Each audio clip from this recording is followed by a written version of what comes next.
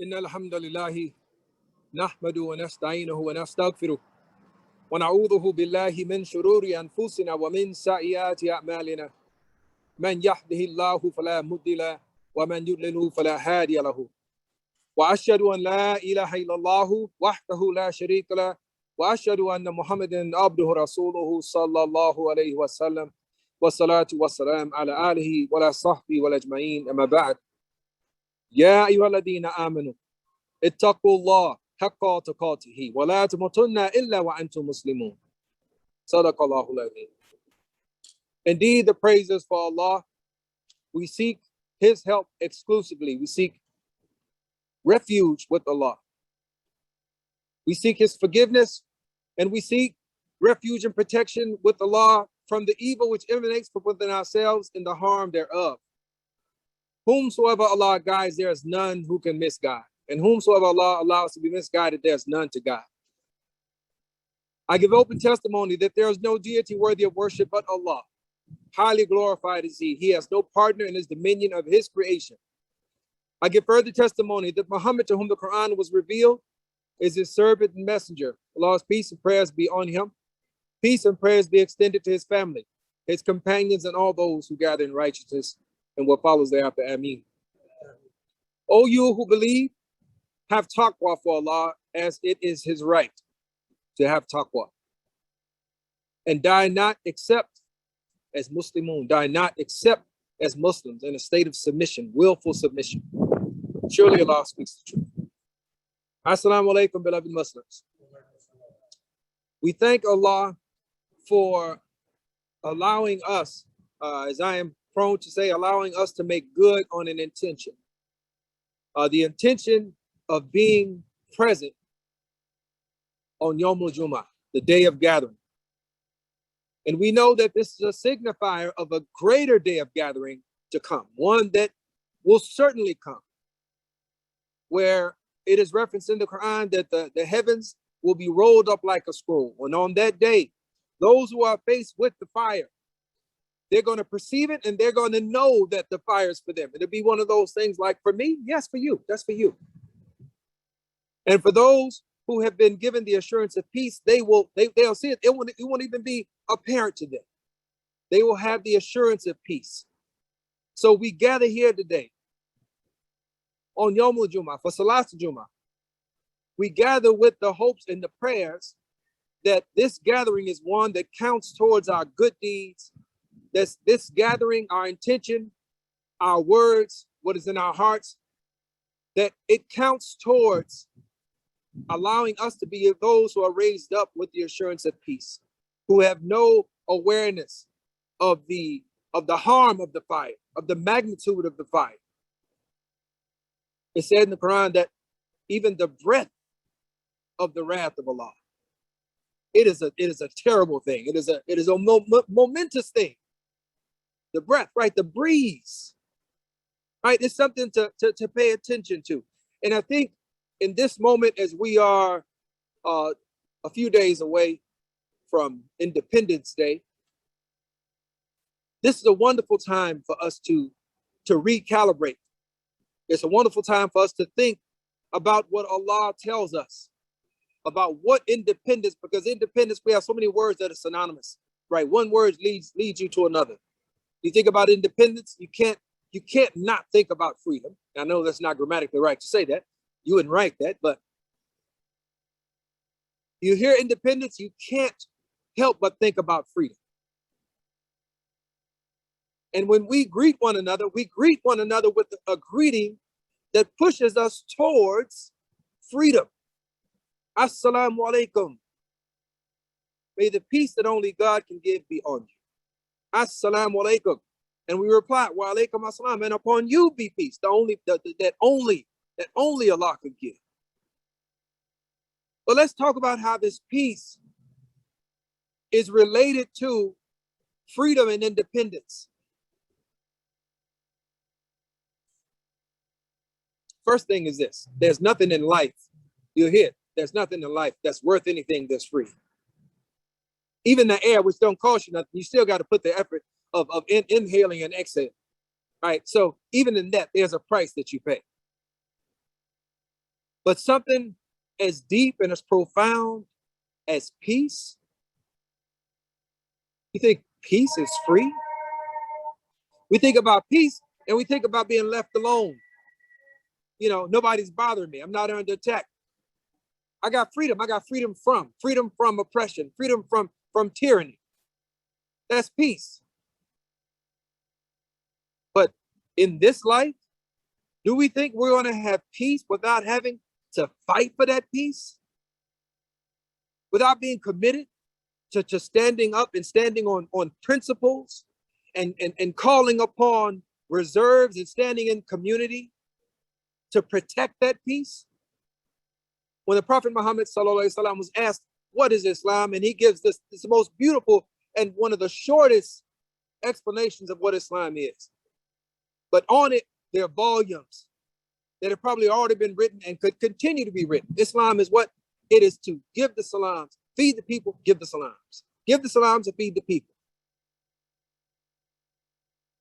How could something so important be distilled down into such a small answer? Well, that's also a mark of wisdom. All right, some of us, present company included, you know, we got to use a lot of words to express a small idea. Right, Allah, in His infinite wisdom, He's able to repeat a message over and over. Small messages expressing huge ideas. And He gave to the Prophet Muhammad, peace and prayers be upon him. He said Islam is to give the salams and feed the people. Assalamu alaikum. But there's an invitation in that. There's a mandate in that. And the mandate is you have to be willing to protect your peace. You have to be willing to protect the peace of your neighbor. You have to be willing to band with others who are committed to the protection of peace. Because unlike the hypocrites, unlike there was a group amongst the Arabs in Medina, and some were amongst the Jewish tribes. They sought amnesty. They sought to be not amnesty. They sought to be released from the duty of fighting, of bearing arms. They said, let us stay back home. We need to tend to our families and our property. You know, we don't want to leave and go to battle with the Meccans. We don't want to go to battle. We just want to stay home. Let it just leave us alone. You go fight for the peace. Just let us sit right here. And that's very much the society that we live in, unfortunately. The society we live in is we want to allow other people to go do the dirty work, to do the hard work, right? To sacrifice. Whether that's their material resources or even their lives.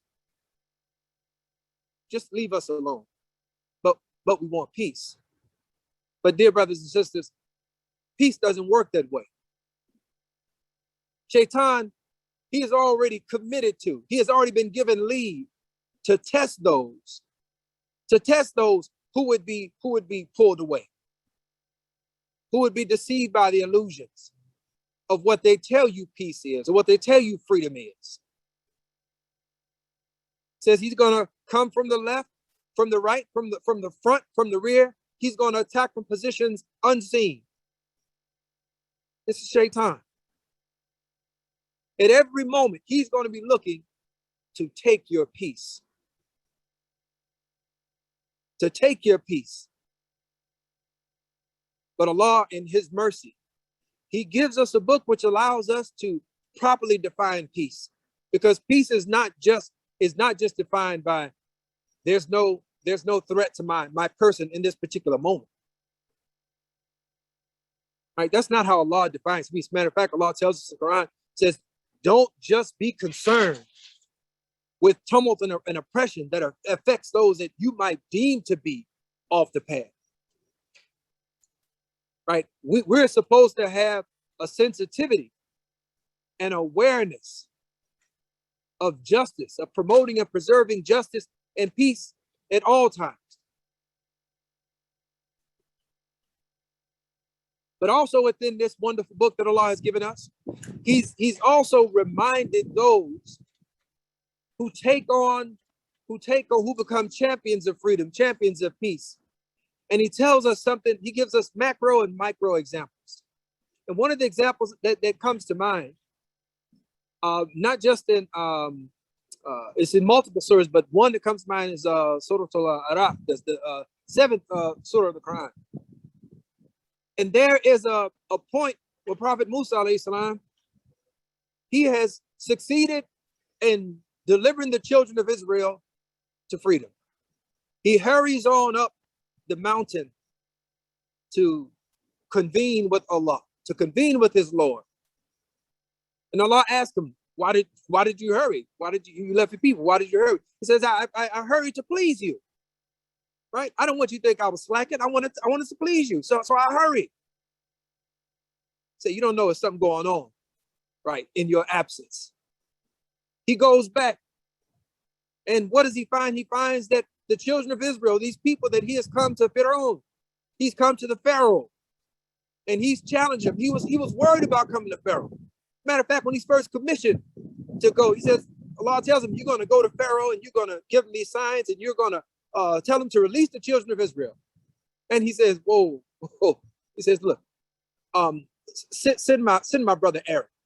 All right, we forget often that Aaron is with him, right? He didn't go by himself. Aaron is with him. He says, send my brother Aaron with me because he is more eloquent of speech, right? I'm worried that I'm going to get tongue-tied. I'm going to get overwhelmed because I got sensitivities. I grew up in this man's house.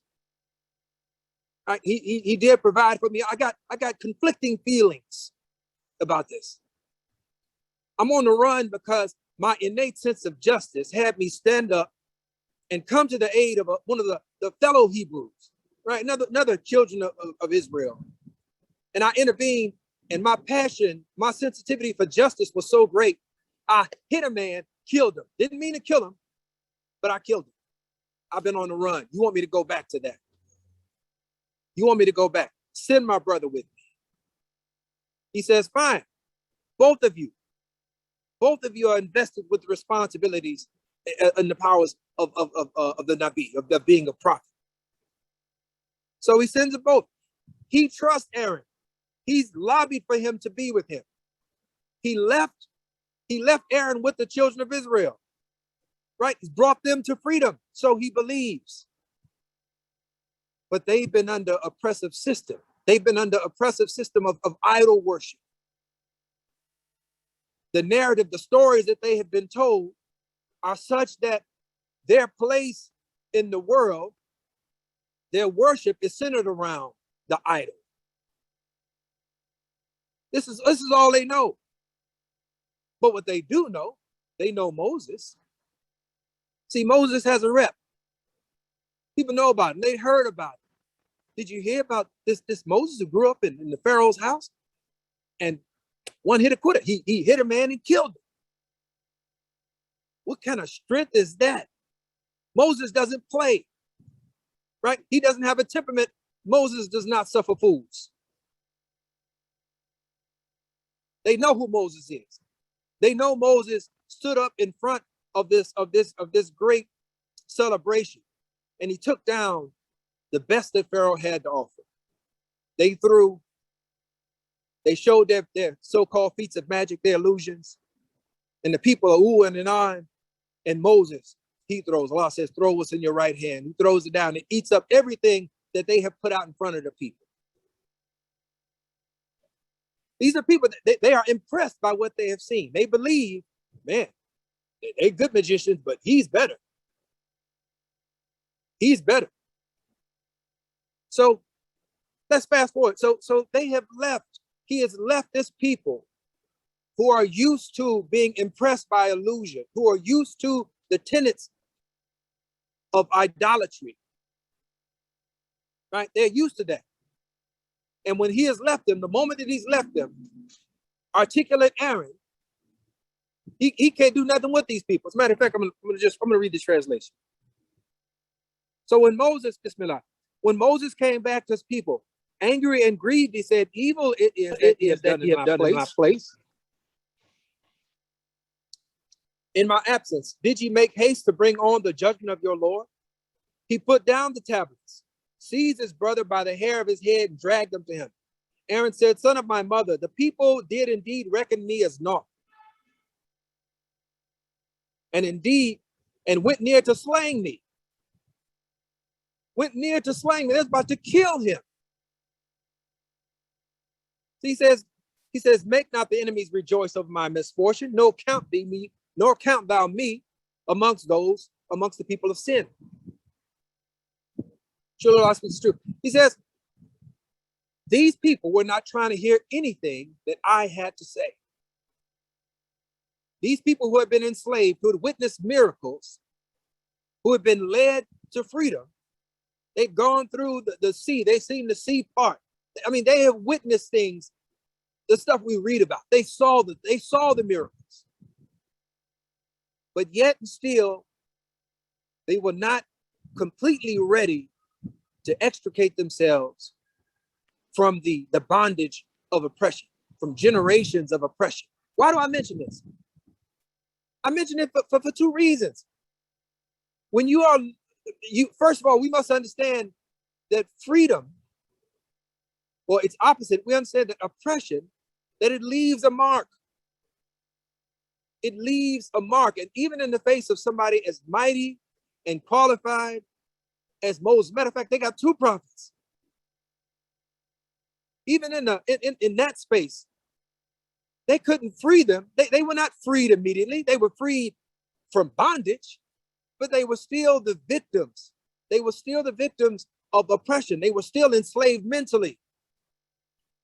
So there's a lesson. There's a lesson in this, because as people who stand for freedom, as people who stand for justice, when we think about dawah, going out and inviting people to Islam, trying to get people to live better lives, to live with the understanding of the gathering, the final gathering, that we're going to be held accountable, have to look at and be faced with our deeds. If you don't understand what's holding people down, you can't really free people. Matter of fact, when it comes to swimming, as a matter of fact, you think about swimming, the drowning person, they tell you, you don't swim up. When you learn how to rescue a drowning person, they tell you to come up on the side of or behind them, not in front of them, because a drowning person will grab onto you. They're not rational. They will grab onto you and they will take you down with them. There's also a lesson from Allah in this, within the Quran itself, because the Quran is what we think about the tafsir, understanding the Quran. There's a term tafsir, Quran bil Quran, Quran with the Quran, the tafsir of the Quran explaining itself, explaining the Quran with the Quran. This idea of repetition and its impact on the psychology of the human being. And the psychology is what frames and shapes our understanding of these words, freedom and independence. So the stories that Allah gives us, right? Repeat it. You get it in one surah, then you get it three surahs later. Same lesson. The power of narrative. The power of narrative. And I don't want to go too far off on this, but you can witness the understanding of this principle, of this psychology, the social psychology, even in the leadership of the Honorable Elijah Muhammad, the Nation of Islam. It wasn't enough to free people from the oppressive South, from Jim Crow South. It wasn't enough to free people, to secure them physically. You had to give them a narrative, a counter narrative, a story that was more powerful than the story they had been told for generations. Because believe it or not, even during the times of enslavement, and I want to tie this back to Independence Day, even during the times of enslavement, this is generations, right? 1619, according to the numbers, right? 1619, first enslaved people from Africa arrived in North America, 1619. We're talking about 1776, right? Independence Day. We'll go back to a battle that took place over 150 years later.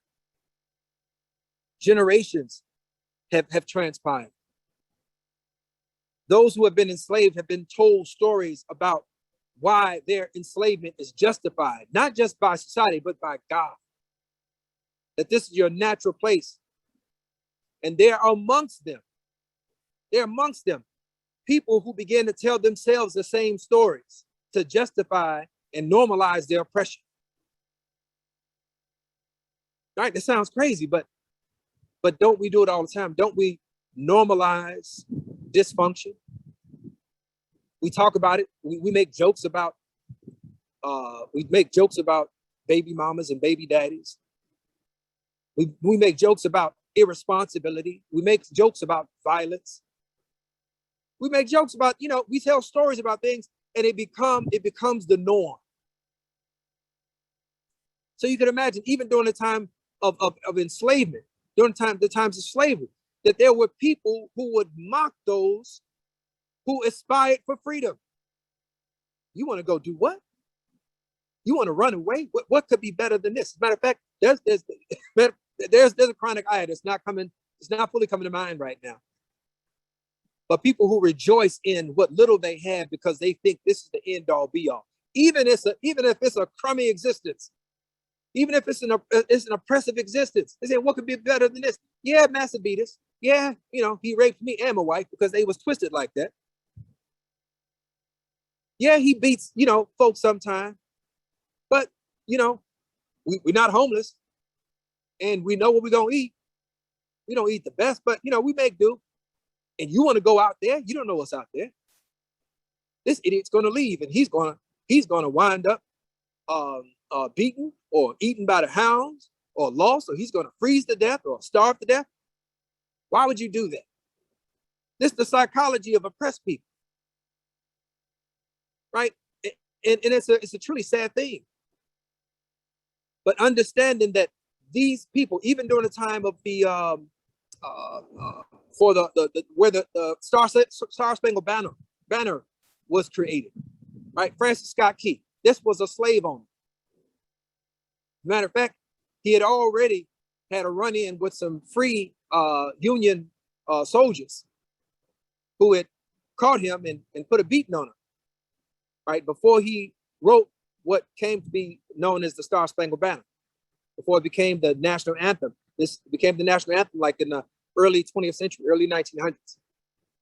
But the third stanza, which we don't hear about, it is a mocking.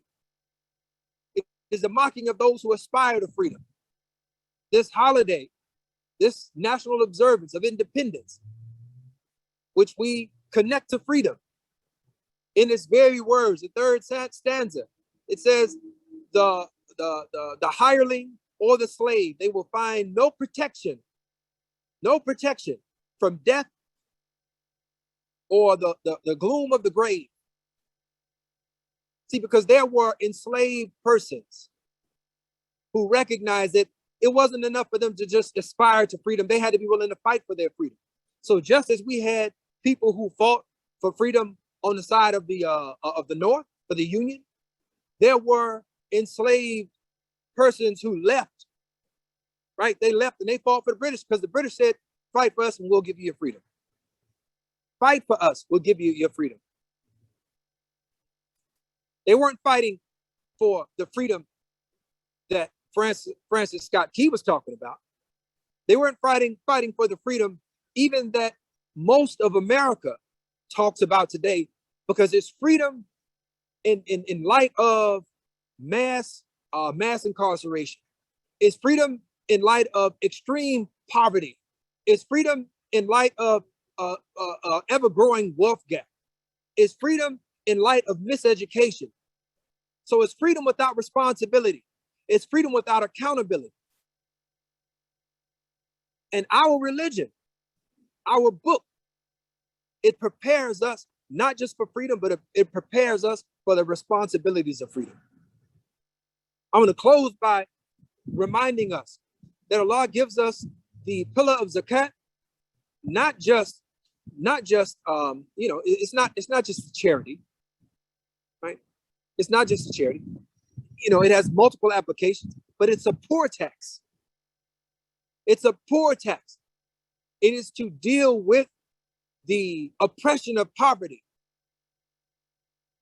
But in this July 4th weekend, I'm sure Monday, or I'm sorry, not Monday, but yeah, Monday, because it's the second now. Yeah.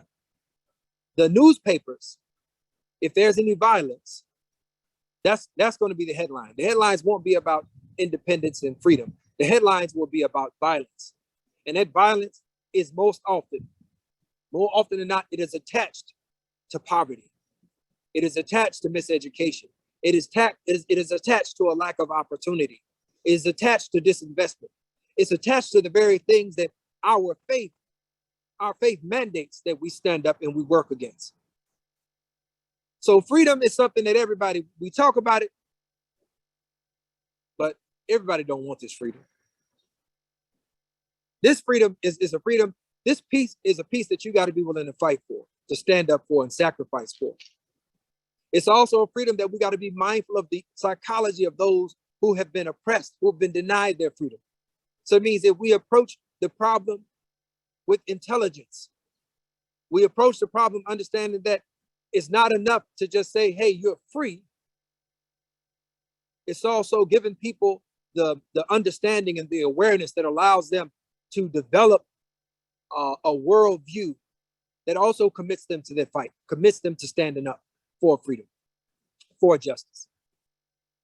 So we pray Allah continues to allow us to be mindful of the gift of freedom that He has given us, and also live up to the responsibilities that accompanies that freedom, to live up to the responsibilities to ourselves and our communities, and to be the best examples, to be intelligent examples and committed examples of those who are willing to sacrifice, to live, and even die, right, to protect, preserve that freedom and peace that Allah has given us.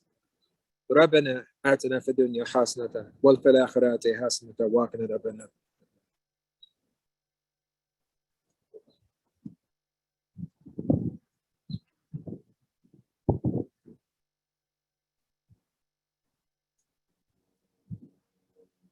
Alhamdulillah, Alhamdulillah, Thumma Alhamdulillah.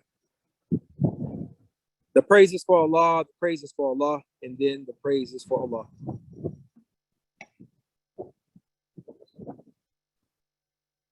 Allah gives us, in Quran, He gives us wonderful examples of the type of character that we have to embody, the expectations that we have to have for ourselves when we are attempting to liberate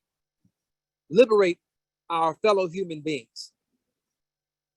Now we understand that the worst oppression is what? Is false worship.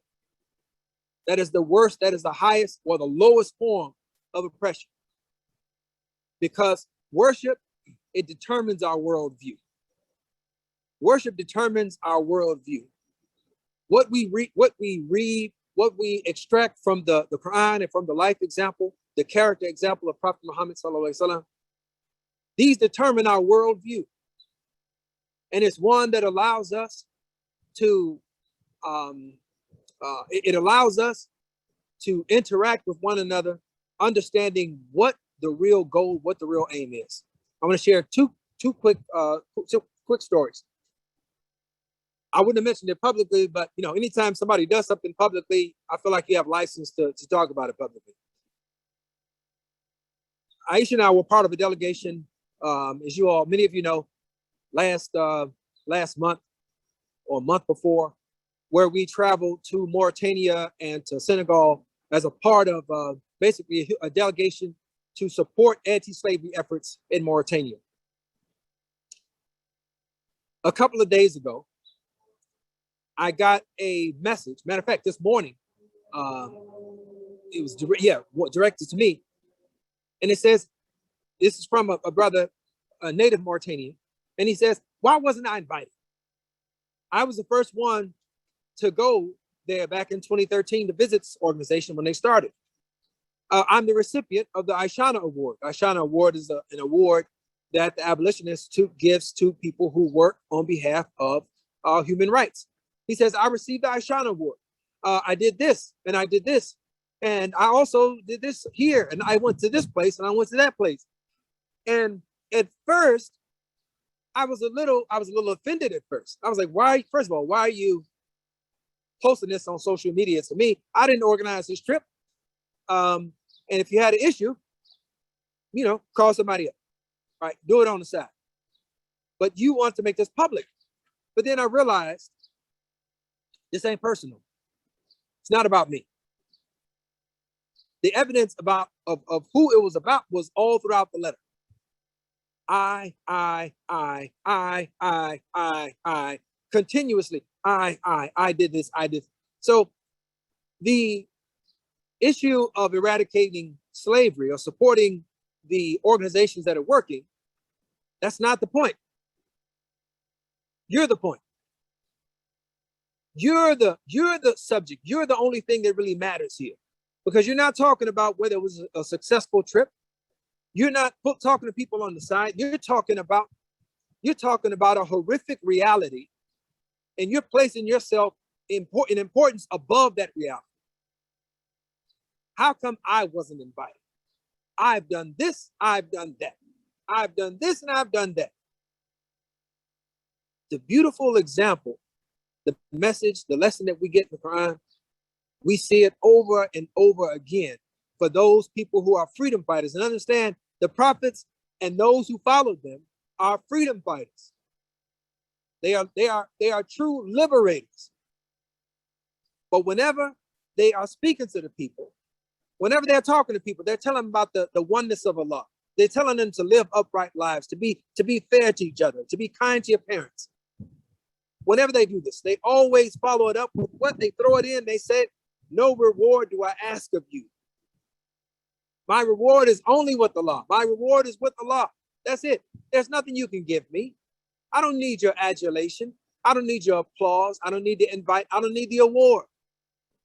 My reward is with Allah. I do what I do for the pleasure of Allah.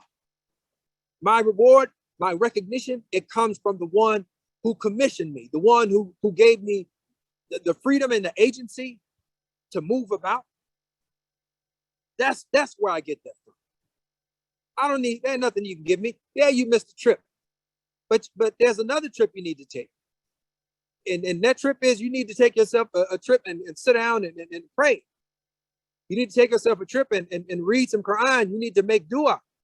And I'm not beating up, as I didn't mention the guy's name. I'm gonna take the post down so you want to know who it is. But if we're not mindful of how we understand or how we achieve value, a sense of peace, a sense of accomplishment, then we suffer enslavement. The enslavement of other people's approval, other people's applause, and you wind up working to please. You wind up tap dancing. You wind up compromising. And you're not free. Freedom requires discipline, it requires sincerity. So Allah has given us freedom. And I would mention this last, once again, we remind ourselves, Surah Al-Taqwa, Prophet Muhammad, sallallahu alaihi wasallam, he recommended, read Surah Al-Taqwa, 18th chapter, the Quran, 18th surah. Dhul al-Qarnayn, the very last group of people that he comes to, he says they are people who are afraid for their lives. They fear these hostile savages that's about to overrun them. We don't know what to do. He says, we will offer you tribute. We'll give you tribute. We'll give you wealth. We'll give you whatever we got. We'll name a day after you. Whatever you want. Can you help us? Right? Can you fight for us? He says no. He says, look, the tribute, what Allah has given me, what my Lord has given me, is better. But what you can do is that you can give me labor. Right? You're not going to sit this out. You know the reading says, bring me blocks of iron. It takes molten lead, pours it over. So he erects this barrier. And he says, it's good for now, but it will come down. Allah has decreed it's going to come down. And they will come descending in waves. I don't know if you think about this often or not. They have some time to prepare themselves, to build their resolve, to be ready to fight them back. They don't have to fight right now, but you're going to have to fight later on. You're going to have to deal with this oncoming slew of folks that are not interested in conversation. They're coming to fight. So get yourselves together. Be ready to fight. So even in that example right there, I mean, that's still within the prophetic model. I don't need you to give me anything. But if you want freedom, if you want peace, you better be willing to give something to keep it. You better be willing to give something to preserve it. And there are some things that we can do to stave off the fight, but the fight is, you're going to have to fight at some point. And that's not just a physical fight. We're going to have to fight. It says those who respond to the call of Allah, those who use their resources, use their intelligence, their creativity, whatever capacity they have, they use that in service of freedom, in service of proper worship. Proper worship gives you proper life, proper perspective. So it's something that we all, during this time, as this day of independence comes up, it is important for us to be mindful of what true independence really is, right? And our true independence is recognizing that we are dependent upon Allah only. That is our independence. Our true freedom is realizing that we are servants of Allah only. We're not servants of the world. We're not servants of popular opinion. We're servants of Allah. So Allah, as long as we can keep that in mind, and ask Allah to embolden us, to strengthen us, to bring out the courage in those spaces where we feel, we might feel a little bit shaky, right? There may be a wall up now, but we should be prepared and understand that there's nobody that comes to save us. Allah has sent us to save us. And the only way we do that is by being willing to fight for the peace that we wish upon one another, by standing up for the justice that Allah demands that we adhere to. So that being said, I pray that Allah continues to guide us, continues to bless us, continues to open our hearts to the oneness of Allah, that He produces, that He creates an even deeper love and reverence for the word that He has sent us to guide us, and allows us to act in the best way as a reflection of the mercy and the freedom and responsibility that He has given us. ربنا أفرغ علينا الصبر وثبت أقدامنا وانصرنا على القوم الكافرين. أقول قولي هذا واستغفر الله لي ولكم ولسائر المسلمين فاستغفروه هو الغفور الرحيم.